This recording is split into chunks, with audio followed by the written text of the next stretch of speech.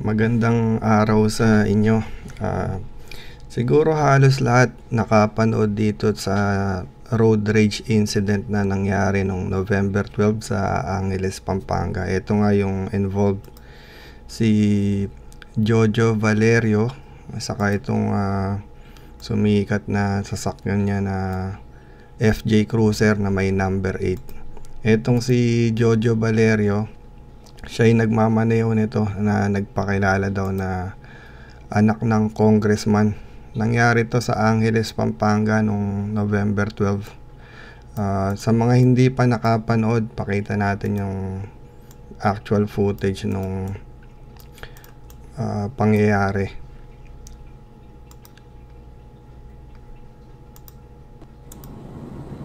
Ayan. Ito yung November 12, nakita natin, binabanatan. Ito siya ay nakatayo na sumusuntok. May tattoo siya, may tattoo siya. Ayan yung FJ Cruiser. Ang gamit niya na number 8. Ayan, panay bugbog inabot nung biktima dyan eh. May bodyguard siya, kaya hindi taga rito yung mga yan. Ayan, dinuduro-duro niya. Kita natin yung nakaupo ng kalaban namin. Makakatapat sila ng Hindi naman bumaba ng kotse. May barel. Ayan, post lang dito. Ayan yung number 8 na plaka. Tapos merong nakalagay dito, Autobot. Pupunin siya. May kasama siyang Pakilala daw congressman ng tatay niya. lalaking bumaba sa katong babae. No? Napalabas din to sa halos lahat ng istasyon, pati kay Idol Rafi Tulfo. May nagsumbong nito kasi kumalat nga to sa Facebook eh. Wala namang ibang pagkakakilala yung number 8 8 lang. lang, 16 Congress, tapos yung Autobot. Congressman, no? Tapos after itong incident na to, ayan, may lumabas pang isang incident, pero ito nakalagay sa video 2017 pa, no? Hindi natin alam kung kailan talaga, pero mas naunang nangyari ito. Makita natin, ito siya, yung may Autobot din. Ito kasing coaching involved naman dito, sumingit. Nasingitan tong FJ Cruiser. Nagalit tong, ito nga ay nagwawala na, no? Ay pagsingitan na siya. Ayun, ito ring driver na to, maangas din itong nagbi-video. Nakipag unahan din. Ayan, number 8 yung plaka niya, no? Kulay itim, tapos may Autobot. So siya din yan. Yan din yung sasakyan na yun. Makita dito. Ayan, habulan siya. Ayun, muntik pa siyang mabangga ng truck doon eh. Balikan ko lang dito ha. May napansin ako dito eh. Kita nyo to, nakamotor na to. Buwis buhay. Dapat to mag-iingat yung mga ganitong motorista, no? Pag may nakitang masisingitan, sisingitan eh. Muntik ka na. Ayan, habulan, hinahabol niya tong nakasingit. Pero tong nakasingit dito, yung nagbi-video, tumatawa pa, no? Nakikipag-anoan siya eh. Yan ang road rage na tinatawag. Galit na galit tong naka FJ Cruiser. Ayan, medyo mababa to, forward ko na lang. Hinahamon pa nila dito eh, na inaasar-asar nila. Hindi nila alam, may agresibo talaga tong driver na to. Buti hindi sila binanatan dito. Kasi siguro dahil umaga, no, nagdalawang isip tong driver, kaya hindi sila binaba. Ayan, gigit-gitin siya dito naman sa part na to. Problema mo! Ayan, babae. Siguro to yung girlfriend ng mama na yun. Iyakin ka! Ayan, nasarasal nila. Mong tao! So, bali nga, nung after nung panununtok na nangyari sa Angeles, Pampanga. Kumalat sa social media, tapos nagreklamo sa pulis yung biktima. Pakita natin yung mukha ng biktima. Ayan. Wasak-wasak. Black eye siya, di ba? Kawawa naman, oh. Sa kaliwa kasi siya yung nagmamaneho. Puro tama niya dito sa kaliwa na mukha. Hindi natin alam yung tunay nang nangyari, no, kung bakit siya binanata ng Jojo Valerio. Ang claim niya kasi, bigla na lang siyang kinat. Nagmamaneho siya, bigla siyang kinat. Hindi natin alam. Yun ang panig nung biktima. Nurse nga pala yung biktima na yan. Tapos, mapapansin natin dito, kung nakakuha na ng madaming atensyon, kumalat sa social media yung mukha niya. Ito, nahuli si Jojo Valerio nung November 13 sa Tarlac. Bali itong Jojo Valerio na to, no, dahil kumalat yung mukha niya, ano pala siya, vocalist ng banda, ang pangalan ng banda nila Little Ice Band, parang Little Ice Band, no. Nahuli siya habang nagpe-perform sa Tarlac nung November 13 ng gabi. So halos kinabukasan nahuli din agad, no. Tapos eto nga yung mga pulis, no, na nagsasabing wag basta-basta gumamit kayo ng number 8 na plaka, huhulihin daw, di ba? So gumamit lang po kayo at ulihin namin sa at titikita namin kayo, bayad noon 5,000. So, masaya po kaming manghuli doon sa mga gagamit ng 8. Gamitin nyo lang po, walang problema sa amin. But we will manhunt you, we will crack down on you. Okay, sige. Ayan yung claim ng mga pulis. Marami dito tumigil na dito sa pagsubaybay sa istorya to, pero ako hindi ko tinigilan kasi nabisit ako eh. Bakit? Hindi alam nung karamihan nakapagpiyansa po to si Jojo Valerio, tapos na-absuelto dun sa 2 kaso niya. Balikan natin yung picture niya, no? So, 4 ang kinaso sa kanya: serious physical injury, grave threat, usurpation of authority, dahil nga nagpakilala siya na anak ng congressman, and RA 4136. Yan yung traffic violation law. Kasi gumamit siya ng number 8 na plaka, which is sinasabi nila, ano na raw yun, paso na, kumbaga hindi na valid. Kasi matagal lang pinasurrender yon. Pero ang dami pa rin nagkalat, di ba? Kasi nga, yung mga police, ayan, although common nagkaroon ng media attention, sinasabi nila huhulihin, pero nagkalat. Kasi nga, pagka number 8 na plaka, pagkakilala sa'yo, congressman ka, ay natatakot din yung mga police, di ba? Kita niya naman magkano raw ang parusa, 5,000.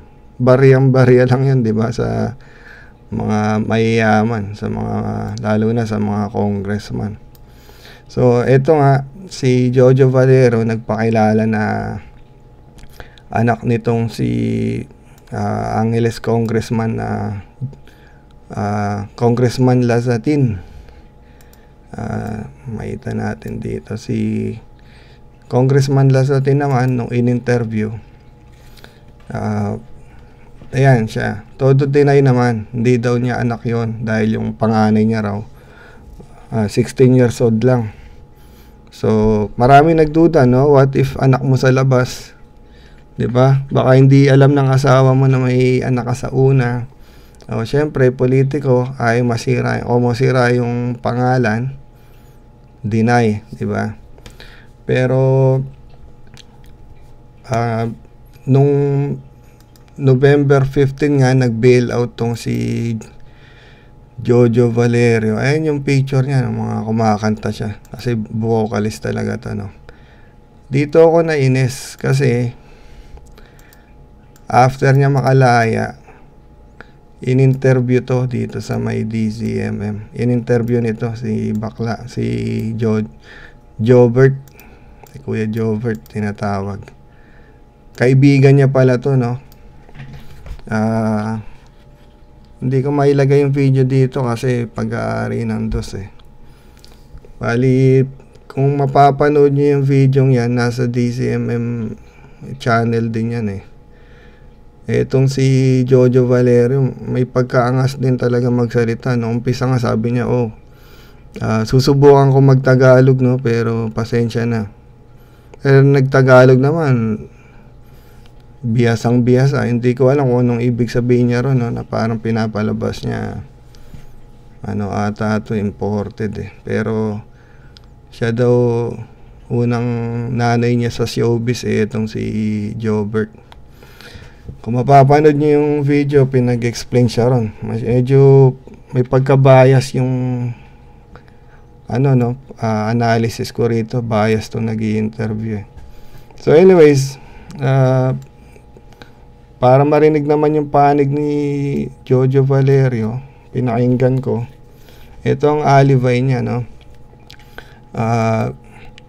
Nung time daw na galing sila ng gig, ang nangyari, pakaliwa daw sila. Hindi ko maintindihan masyado yung explanation niya, parang ang gulo eh. Pakaliwa daw siya, biglang may parating. Maski siya, nahirapan siya ipaliwanag eh. Pakaliwa, bigla may umaharurot na kotse, yung ang kotseng nakapula. Tapos sabi niya, pag gano'n ang tendency mo, bilisan mo rin. So binilisan niya raw. Tapos bigla daw siya promeno. Bakit ka biglang promeno? Yan ang tanong ko. Iniisip ko kung paanong sitwasyon, pero ang gulo eh. Pakaliwa siya, biglang may parating na sasakyan. So bigla niyang binilisan. Tapos bigla niyang premeno. Ano yun? May nasa likod ka, bigla ang promeno. Kaya daw siya nagalit kasi may kasama siyang 4-month-old baby sa kotse. Hawak-hawak ng nanay, bigla daw nabitawan, tumilapon sa loob. Okay. Ito FJ Cruiser ang dala niya. 5-seater yan. 2 sa harap, 3 sa likod. Ito yung sinasabi niya sa kanya, no? Yung 4-month-old baby niya, yung 2-year-old son, 12-year-old son, siya nagda-drive. Yung personal assistant niya kuno na bumaba, yung kasabi ng iba, bodyguard daw. 2 singers, may 2 singers daw siya. Saka yung wife niya. So 8 sa loob. Ibig sabihin, siksikan sila, overloading ka. 'Di ba? Dapat yang may kinasuhan din yan, overloading na sa loob eh. Tapos, yun nga, ang nagalit daw siya dahil tumilapon yung bata sa loob. Unang-una, gabi sinasama mo yung mga bata sa labas, tapos siksikan pa kayo, dapat may car seat nga yung mga bata eh. Tapos, may kasama kang bata, makikipag road rage ka pa. May ganong mabilis, dapat hinayaan mo na. Kasama mo yung mga anak mo eh, makikipag-away kang ganon. Pero sabi nga niya, bumaba siya, wala daw siyang intention na suntukin. Although may intention daw siya na guluhin. So hindi ko maintindihan niya, no? Bumaba daw siya ng kotse, wala daw siyang intention na sapakin talaga, pero may intention siya na guluhin yung driver nga ng kotse, no? Kaya lang, ang claim niya, dinuraan daw siya ng driver. Kaya doon siya nagalit. Pinagsasapak niya ran. So, yun ang side niya. Dinuraan daw siya, kaya niya sinapak. Para sa akin, kung di ka bumaba, nakipag-away, sana pinalampas mo na, may kasama kang bata. Maswerte ka, walang baril yung binaba mo. Kasi kung pagtalikod mo, pwede ka nang barilin nun eh. Tapos kasama mo pa yung mga bata. Pagka may kasama kang mga pamilya mo, mag-ingat ka sa pagmamaneho. Huwag kang yayabang-yabang.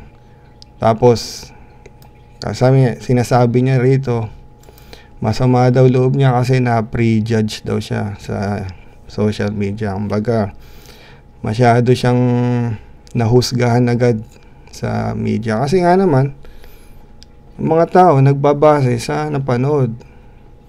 Tapos may lumabas pang dati mong video na talagang agresibo ka. Ayaw mo nasisingitan eh. O, hindi natin alam, baka nga naunahan ka nung nakapulang kotse. Same thing, nagalit ka rin, komo gabi, kala mo walang tao. Binanatan mo, 'di ba? Kasi ganun nga yung ginawa mo nung isang video eh. Nakipaggabulan ka dahil nasingitan ka. Oh. Masisisi mo ba yung tao kung nahusgahan ka agad? Kasi ganun yung nakita sa video. Yung naduraan, di ka naman nakita. 'Di ba? Sana pinaamoy mo yung braso mo o sabihin mo amoy laway, 'di ba? Anyways, sabi niya pa, tinanong siya nitong si Jovert. Marami raw nagtatanong bakit daw may dala siyang number 8 na plaka. Hindi niya sinagot ng diretso. Doon ako nainis. Kasi sabi niya, kung hindi daw siya nag-name drop ng Congressman Lazatin, sabi niya, kung magne-name drop rin lang daw, pwede naman niyang gamitin yung kamag-anak niya. So, ibig sabihin, meron ding pinagmamalaki talaga to. 'Di ba? Kasi para sa akin, kung ako si Congressman Lazatin, ginamit yung pangalan ko, kakasuhan ko to eh. 'Di ba?